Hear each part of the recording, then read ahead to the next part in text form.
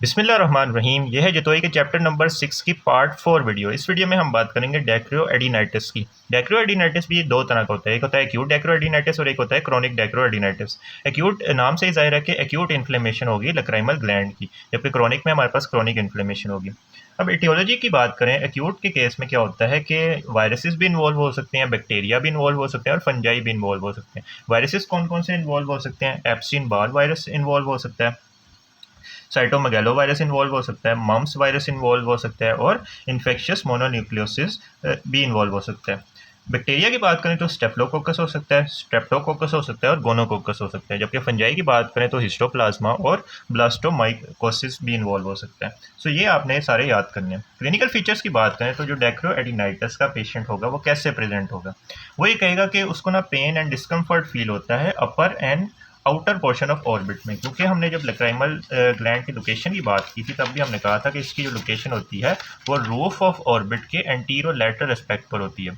Roof of orbit के antero lateral aspect पर होती है, तो वो पेशेंट कहेगा कि उसको ना यहाँ पर डिस्कम्फर्ट फील होती है। अब आप देखो तो अगर यहाँ पर डिस्कम्फर्ट, यहाँ पर अगर ग्लैंड जो है वो उसकी इन्फ्लेमेशन हुई है तो वो कंटिन्यूसली ना प्रेशर अप्लाई कर रहा है आई बॉल के ऊपर। इस प्रेशर की वजह से क्या होगा कि जो आई बॉल है ना वो बाहर की तरफ प्रोट्रूड हो जाएगी। इस कंडीशन को हम बोलते हैं प्रोप्टोसिस। इसमें क्या होता है? पेनफुल प्रोप्टोसिस होता है। अब जब पेनफुल प्रोप्टोसिस होगा तो आई आई बॉल जो है वो नीचे की तरफ और अंदर की तरफ डिस्प्लेस हो जाएगा, क्योंकि प्रेशर की डायरेक्शन ऐसे है। तो प्रेशर की डायरेक्शन जब ऐसे है तो आई बॉल नीचे की तरफ और मीडियली डिस्प्लेस हो जाएगा। So painful proptosis with displacement of eye ball downwards and inwards हमें नजर आएगी। नेक्स्ट बात करें तो जो आईलिड है वो रेड हुई होगी और स्वॉलन होगी और इसमें एस शेप कर्व बन रहा होता है आईलिड का, ऐसे करके एस शेप कर्व बन रहा होता है आईलिड का।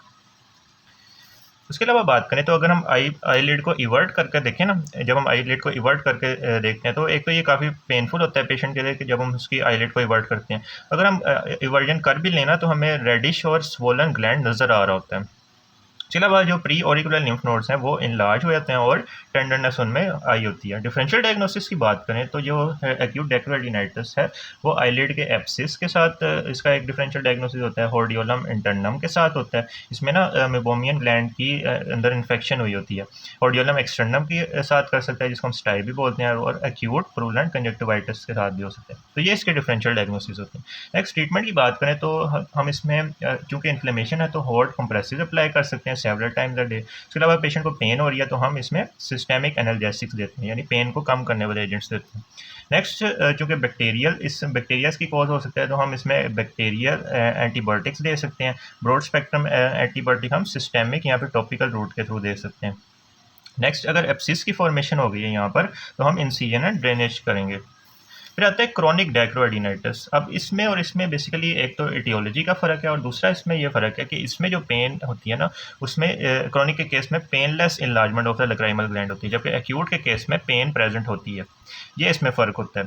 दूसरा, इसमें डिप्लोपिया होता है। ये दो फ़र्क होते हैं एटियोलॉजी के अलावा। अब एटियोलॉजी को याद रखने के लिए निमोनिक है ITUS। I stand for infection. अब इन्फेक्शन जो है वो ट्यूबरक्लोसिस और सिफिलिस की वजह से हो सकता है।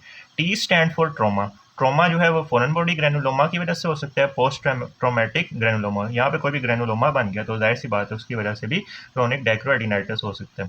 Next, you stand for unknown cause. Unknown में सार्कोइडोसिस एंड अमाइलोइडोसिस आ जाता है।